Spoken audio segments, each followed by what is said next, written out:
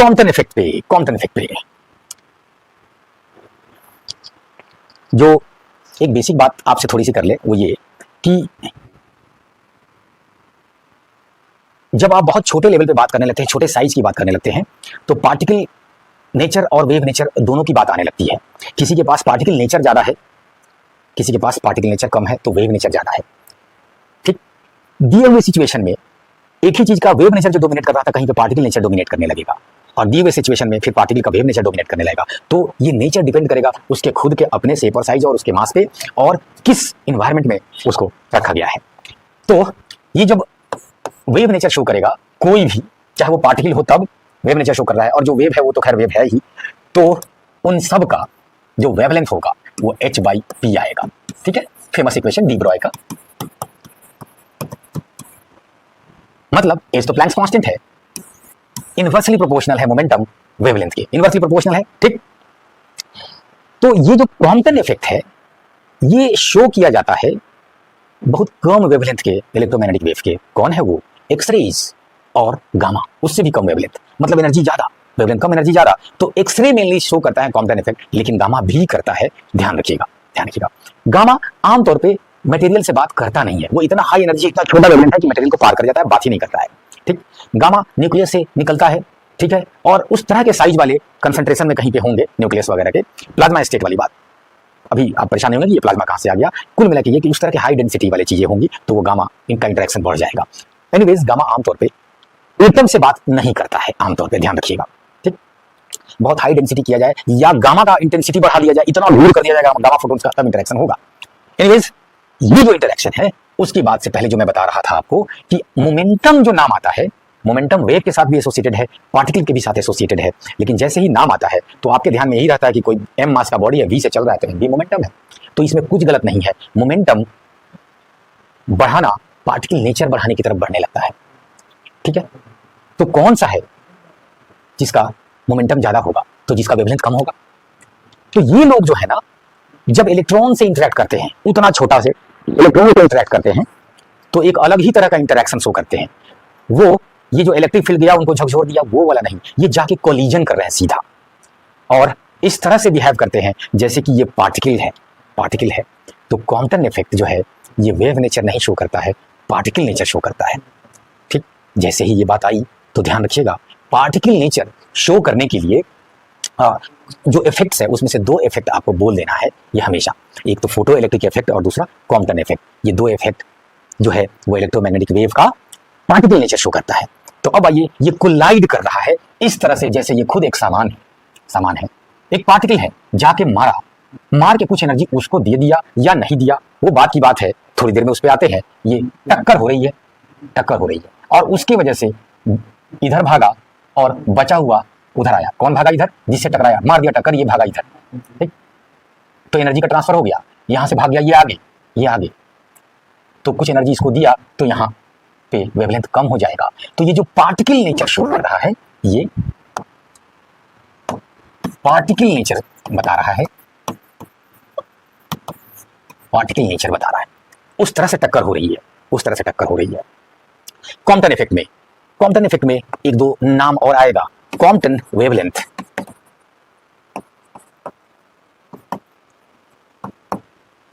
कहते हैं कि अगर कोई पार्टिकल जिसका रेस्ट मास कुछ है उसको पूरा के पूरा एनर्जी में बदल दिया जाता, तो जो वो एनर्जी मतलब फोटोन में बदल जाता, उसका वेवलेंथ क्या होता? वही है कॉम्पटन वेवलेंथ। तो अगर मास m है तो c² उसका एनर्जी हुआ, अगर ये फोटोन में बदल गया तो sc/λ उसका एनर्जी हो गया। ये जो लैम्डा है यही क्या है? Compton wavelength. तो जल्दी से c से c को काटिए, लैम्डा को इधर लाइए, उधर h बच गया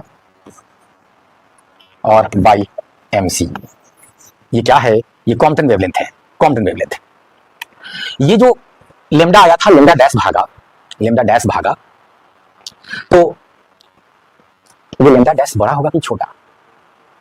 एनर्जी दिया तो इसका एनर्जी कम तो वेवलेंथ ज्यादा। तो आप जानना चाहेंगे कि वेवलेंथ का डिफरेंस क्या है। ठीक है, वेवलेंथ का डिफरेंस जो होता है लैम्डा डैश माइनस लैम्डा, ये जो डेल्टा लैम्डा आप अगर इसको बोलिए चेंज इन वेवलेंथ, तो ये वेवलेंथ में शिफ्ट हुआ है, तो इसको क्या नाम दे देते हैं? Compton shift. कॉम्पटन शिफ्ट नाम दे देते हैं इसको। तो ध्यान रखिएगा, दो टर्म और आ गया कॉम्पटन इफेक्ट के अंदर, कॉम्पटन शिफ्ट और कॉम्पटन वेवलेंथ। कॉम्पटन वेवलेंथ तो सीधे एनर्जी बराबर कीजिए mc स्क्वायर को ac बाय लैम्डा से। ये कॉम्पटन शिफ्ट है। Compton shift is given by h by mc 1 minus cos theta, 1 minus cos theta. ये कॉम्पटन शिफ्ट कहलाता है। मैंने ब्लैक पे रेड यूज कर लिया है, देख लीजिएगा, थोड़ा सा परेशानी हो सकती है देखने में, काम चल जाएगा, इतना दिख रहा है, ठीक। थीटा क्या है देख रहे हैं ना, ओरिजिनल जो पाथ था उससे कितना डिग्री डिफ्लेक्ट हुआ है, कितना डिग्री डेविएट हुआ है, वही थीटा है। तो कॉम्पटन शिफ्ट की बात हुई। देखिए कुछ और स्लाइड है तो उसकी बात हो। हाँ, इसको कंप्लीट करें। क्या ये भी खुली आंखों से दिखेगी? नहीं, ये तो माइक्रोस्कोपिक घटना है, ये आपकी खुली आंखों से नहीं दिखेगी। दूसरी बात ये कि बात हो रही थी इसको इलास्टिक बोले कि इन इलास्टिक। तो आमतौर पर जब आपको समझाया जा रहा है तो उसमें बोला जा रहा है कि एनर्जी का ट्रांसफर हो गया, तो ये इनइलास्टिक हुआ, तो आप बोल देंगे चलेगा चलेगा। लेकिन इसमें एक शर्त है कि जो इलेक्ट्रॉन जिस ऑर्बिट में था उससे ये टकरा के चला गया कहीं, ठीक है, तो अगर वो इलेक्ट्रॉन इसके एनर्जी को अपने पास नहीं रखा, उसके इंटरनल एनर्जी में नहीं गया, तो कई बार इसको कह देंगे कि ये इलास्टिक कॉलिजन है। और अगर उसको एब्जॉर्ब करके इलेक्ट्रॉन हायर ऑर्बिट में चला गया तो ये इनइलास्टिक है, इनइलास्टिक है। तो इन जनरल आप इनइलास्टिक ही कहेंगे, एनर्जी का लेना देना हो रहा है। लेकिन अगर इलेक्ट्रॉन वहीं रह गया और उसके इंटरनल एनर्जी में कोई फर्क नहीं आया तो वो इलास्टिक कॉलिजन भी हो सकता है। इतने डीप जाने की जरूरत नहीं है, बस आप कॉम्पटन में ये 2-3 बातें ध्यान रखें और उसको जोड़े, कैसे मोमेंटम बढ़ाना, मतलब पार्टिकल नेचर बढ़ाना, इन सब की बातें करें, वो काफी है। कोई और स्लाइड तो नहीं रह गया ना?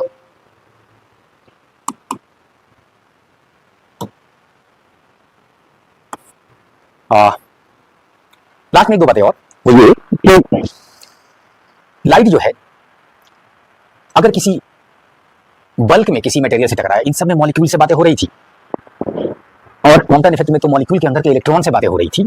लेकिन कोई बल्क में मटेरियल है, मान लीजिए कि मेटल का प्लेट है, उससे लाइट आके टकराया, ठीक है, तो वहां पे लाइट के फोटोन्स का कॉलिजन होगा उसके इलेक्ट्रॉन से, ठीक। और एक बार फिर से ये पार्टिकल नेचर है, पार्टिकल नेचर है, और अगर उसको सफिशिएंट एनर्जी मिला तो वो प्लेट से निकल के बाहर आ सकता है।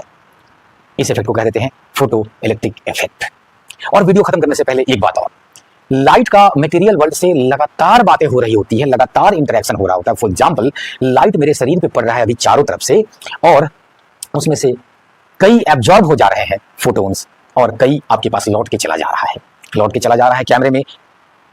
तो इसी वजह से तो हम आपको दिखाई दे रहे हैं।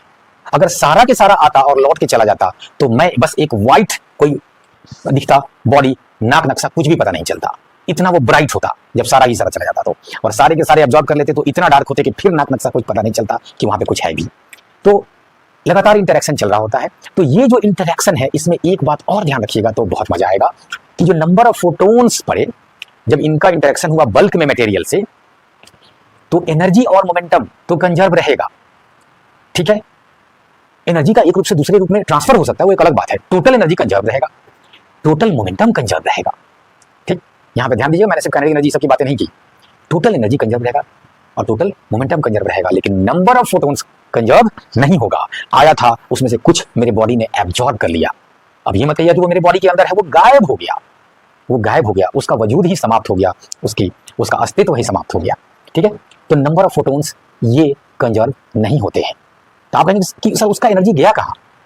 तो उसका एनर्जी बॉडी, कोई भी बॉडी, ये हो वो हो, सबने जितने एब्जॉर्ब किया वो उसके हीट एनर्जी में, उसके इंटरनल एनर्जी में चला गया।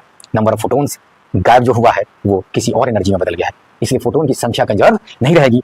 तो इसी के साथ आज रुकना चाहेंगे। हम लोगों ने काफी बातें की इलेक्ट्रोमैग्नेटिक इंटरेक्शन का, इलेक्ट्रोमैग्नेटिक और पार्टिकल के इंटरेक्शन का।